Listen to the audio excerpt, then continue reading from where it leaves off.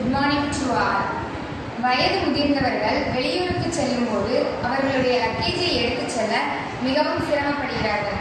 இதை எளிதாக்க நாங்கள் வாய்ஸ் கண்ட்ரோல்டு லக்கேஜ் பேக் என்ற ப்ராஜெக்டை உருவாக்கியுள்ளோம். வாய்ஸ் கமாண்ட் மூலம் ஒரு இடத்திலிருந்து மற்றொரு இடத்திற்கு லக்கேஜை எளிதாக நகர்த்த முடியும்.